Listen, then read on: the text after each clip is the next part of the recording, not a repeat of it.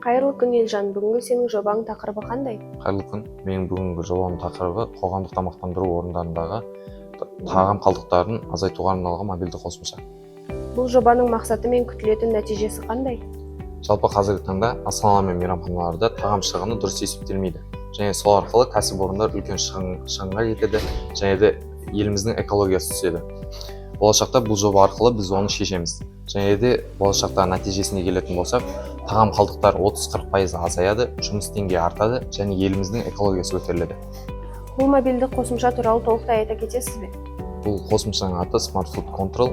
Бұл қосымша асхана қызметкерлеріне тағам қалдықтарын толықтай өз бақылауларына алуға мүмкіншілік береді. Және де мысалға егер бір тағам түрінен көп қалдық қалатын болса, қосымша оны азайтуға ұсынады және де сұранысқа ие тағамды көбейтуге кеңес береді. Қосымшаның негізгі мүмкіншіліктерін айта кететін болсам, ол қалдықтар толықтай есептейді, шығындарды азайтады және де автоматты түрде аналитика және статистика шығарады.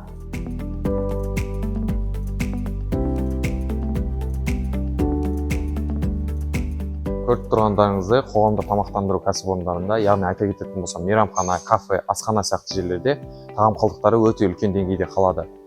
Статистика бойынша айта кететін болсақ, бүкіл әлемде 3-тен 1 бөлік тағам ол тек қоқысқа кетеді. Ол яғни айта кететін тағам қалдықтары. Бұл мәселені IT технологиялар арқылы шешуге болады. Қосымшаның аты Smart Food Control.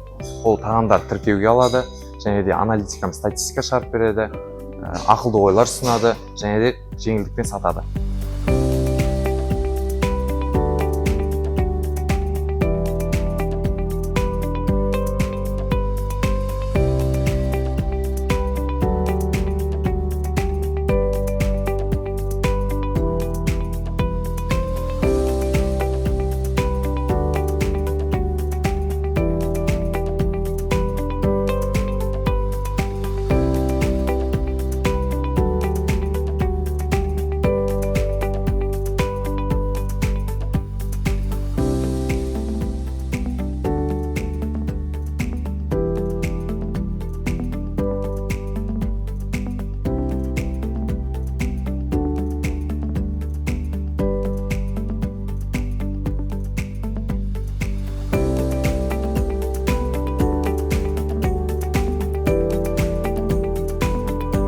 Қорытындылай келе, цифрландыру арқылы кәсіпорынға тиімді, экологиялық тұрғыдан қауіпсіз етіп жасауға болады деп есептеймін.